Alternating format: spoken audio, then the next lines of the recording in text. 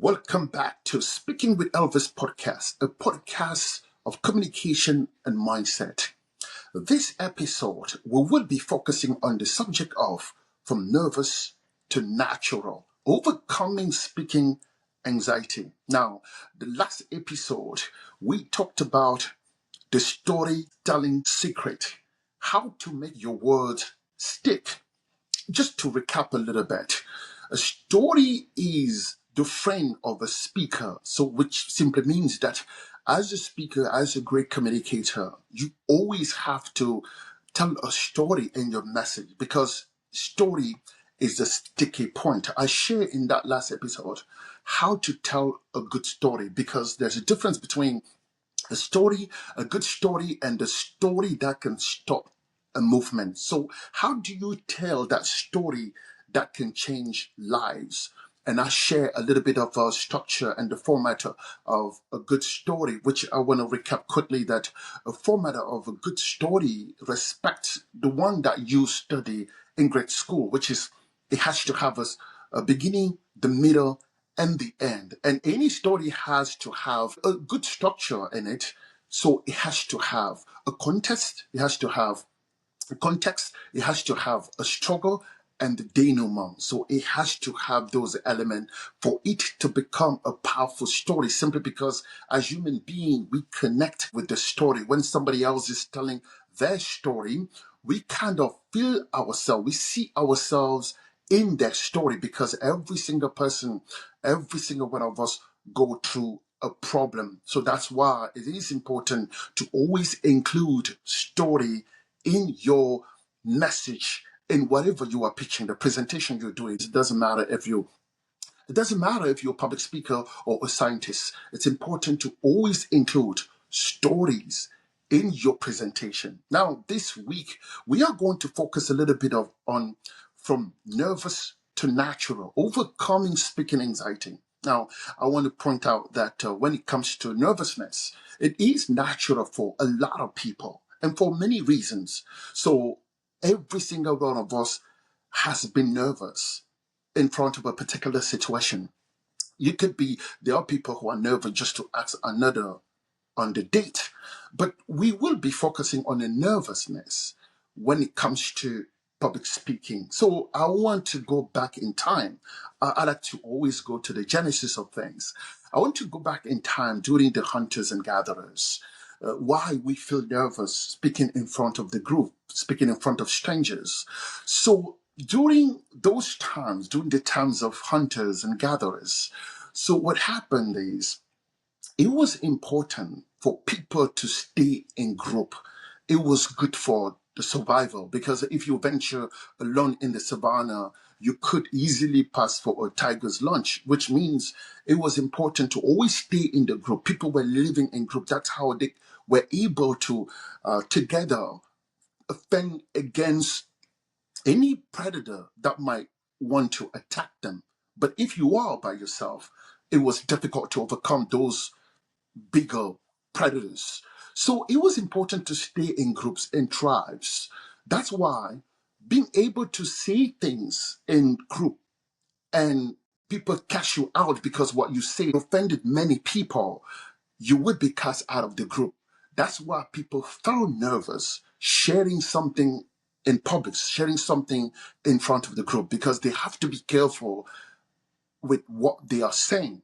Otherwise, they could be cast out of that group. And if they find themselves alone somewhere in the savannah, it's spelled death. Because definitely you cannot fend yourself alone from the a predator that is way bigger than you. So that's why feeling nervous, it's simply natural, which means a lot of us today, we have inherited that nervousness from our ancestors. And you have to understand also that nervousness is not a fixed condition. It's not something that cannot be changed. Of course, any state of mind, any feeling can be changed. And that's what we're going to dissect today.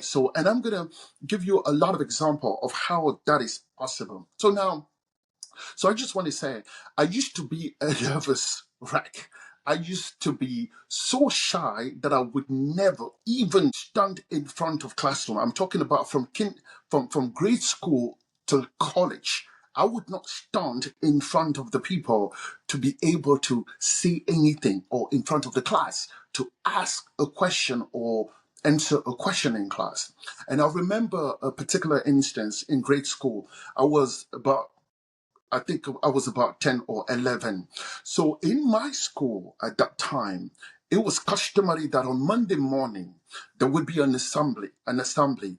All kids would gather in the courtyard to sing the national anthem, and the principal would actually give some information, some instruction for the week, some announcements. So every single morning when we gather, a child will be picked at random to go and raise the flag before we sing the national anthem.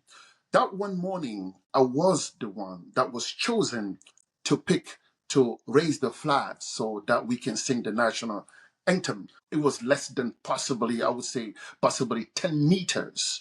Just walking from where I was standing in line to the pole, it seemed like an eternity. It seemed like a walk to hell for me. So, but when I got there, literally you have to hold the two strings with your two hands, and you pull on one, and then the flag goes up, and you hold on one to maintain from descending. So you will pull on one side and maintain the other side, pull on one side, maintain the other side. So I stood there trying to do that simple maneuver. I spent 5 minutes and was not able to raise the flag until the top of the pole and attach it. So I stayed there 5 minutes without being able to raise that flag. In the end, another kid was called to come and finish raising that flag. I couldn't do it. I couldn't do it. And this, we're not talking about speaking in public. We're just talking about standing in front of people and doing something. I was not able to do that. So, which means I grew up as an extremely shy and nervous kid. So today, I'm no longer that kid. I'm no longer as nervous as I used to be. I'm still, depending on the situation, I'm still nervous. I'm still a little bit shy. Now, contextually, though, I choose to be shy for a reason. But I have overcome that shyness. I have overcome that nervousness. Today, as you know, I am a communication, I would say trainer, and I'm a public speaker. So, which means I have overcome a lot of things to be where I am. What am I saying? I'm simply saying that condition, being nervous, is not a fixed condition that can change. And I'm going to share with you a few techniques to overcome it. Now, in my case, there are many things that I've used to overcome my shyness and my timidity. So I've one technique that I use, not a technique per se. I just want to say that if you want to become natural, I think at anything, right? You've just got to do that thing over and over and over again. So that's a simple formula of becoming natural at anything. You just have to do that thing over and over and over again. Because once you do, once you repeat a behavior, once you repeat an action long enough, it starts to become natural because it sips into your conscious and goes to your unconscious mind. And once something is embedded in your subconscious mind, when you do it, you don't even think about it. That's when you become natural. It's when you have done something long enough that you do it without your conscious mind. You don't even think about it. It just comes natural. So you've been in a situation where somebody, especially when it comes to public speaking, somebody is up there on the stage. He actually speaking in such a natural way. And people often say that, oh, he's so natural. Oh, he's just so natural. But to me, as I understand about public speaking, there is nothing natural about it. There is nothing natural about it. Speaker, practice speaking so many times that it becomes natural. That it becomes natural. So, and I've been watch the lots of videos of Martin Luther King's, the story of Martin Luther King. I didn't think that Martin Luther King started out as a natural speaker. No, no. Even the speech that he gave at the Washington Mall, the I Have a Dream speech, which has become, like a legendary speech. So that speech, he has given that speech a lot of times. Like I'm talking about maybe tens of times because I've seen some of the videos when he has given that speech in churches, in different settings, many times before. He actually spoke at the National Mall that particular day. So which means the natural is not something that comes natural. The natural is practice enough to make it natural. That's simple. That's a simple formula. And when it comes to public speaking, definitely that's the formula. A speaker speaks.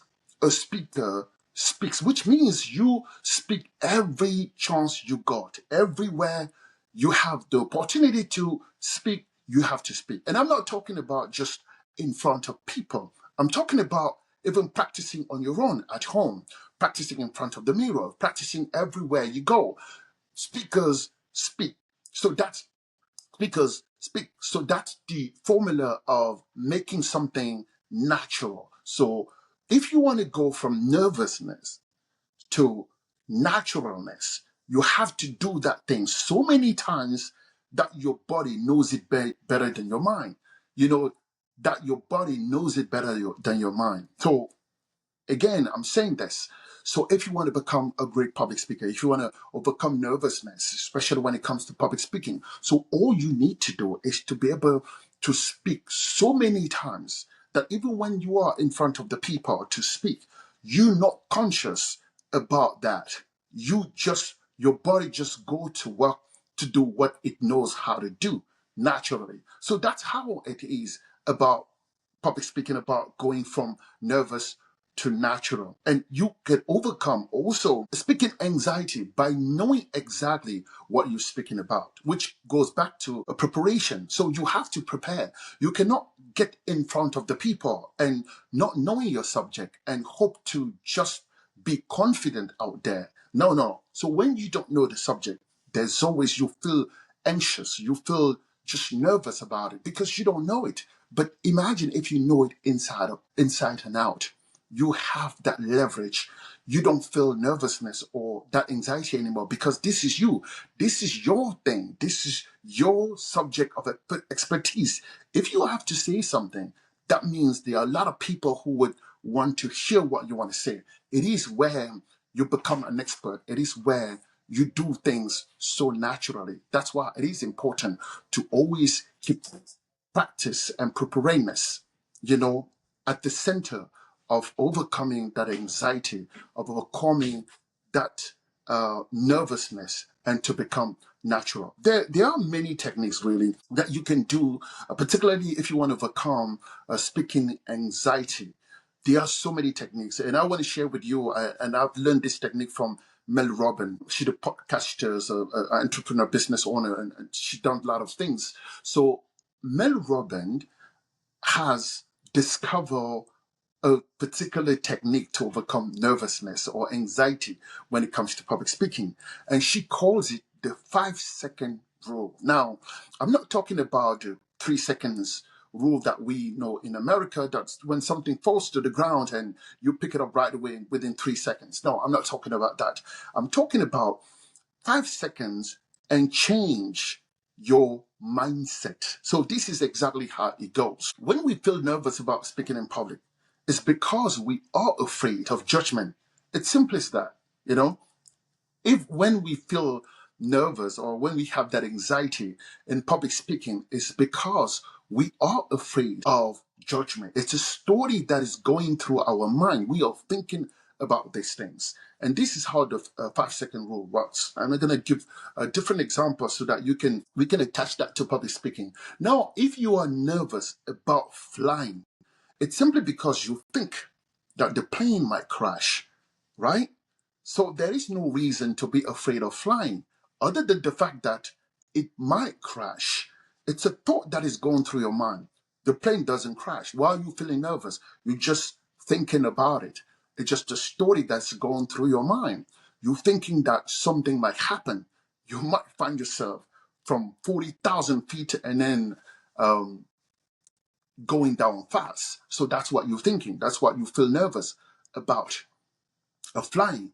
And then when we are nervous about a particular thing, our physiological response is that we are sweating, our palms is sweating, our heart rate goes up, and then a lot of physiological response is happening. Our body is reacting to that nervousness, right? But the thing is, when we are excited, it's the same kind of reaction. When we are excited, we feel the same thing. Our heart rate goes up, and then sometimes we are sweating too. So those are the two exact same response when it comes to either nervousness, anxiety, or excitement. So what do you do when you start to think about uh, flying and you are afraid or maybe scared, whatever, of flying? You use that 5-second rule that Mel Robbins teaches. She says this: when you're thinking about that thought, the plane might crash, at that moment you catch yourself thinking about, that's when you apply the 5-second countdown. So you really start to count down from 5 to 0. And at that moment, you switch what you're thinking. You can do that. You have the power to change your thinking. You can start to think about the beach now. You can talk about to think about anything that you want. So which means when you start counting,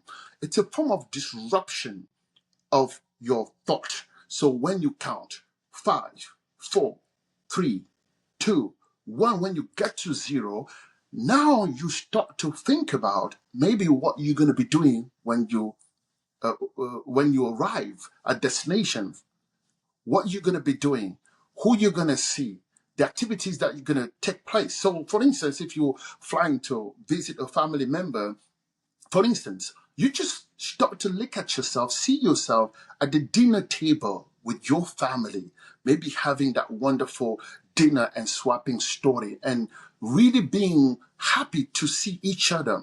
Or if you're flying to see a loved one, you just thinking of yourself walking at the beach, holding your loved one hand. So at the beach, you see, you changing that thought in your mind.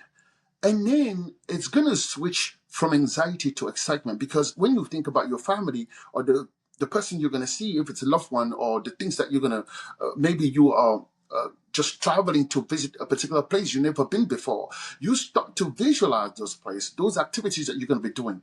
Now you're going to switch from anxiety to excitement. You're going to be excited about being there. Now it's going to go from anxiety now to excitement, and your body will still maintain the same physiological response. So that's how you overcome an anxiety. And this applies also with public speaking. So instead of thinking people are going to judge me, what people are going to judge me, maybe I'm going to lose my train of thought, I'm going to lose my words, all of these things, right? You switch, you count 5 to 1, and you switch and thinking about what you're going to share is going to help that one person in the audience. What you're going to share is going to change the life of that one person. What you're going to share, somebody going to use that to change their lives. When you switch that same story from judgment to now empowerment, so you start to be in a different mindset, and that's how you overcome nervousness or anxiety when it comes to public speaking. So those are kind of some psychological technique that you can utilize. Now I'm going to summarize these two. To overcome, to go from nervous to natural, you only need to do the thing so many times that your body knows it better than your mind. So once you get to do that thing, you appear natural. You appear like a pro.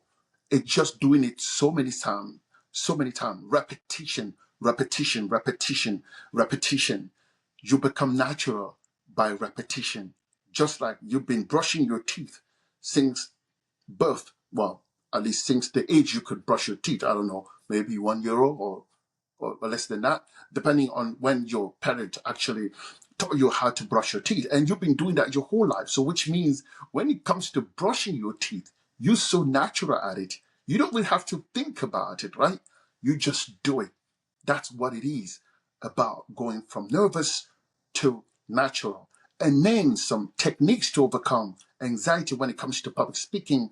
It's simply using the 5-second rule that Mel Robbins teaches. It's counting from 5 to 0, and you change the thought that's in your mind from the nervous, scary, nervous thought to the empowering thought, to the joyful thought, happy thought.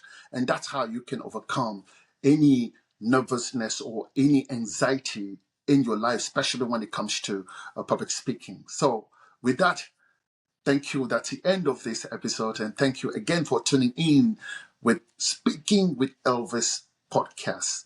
Until then, see you at the next episode. Thank you.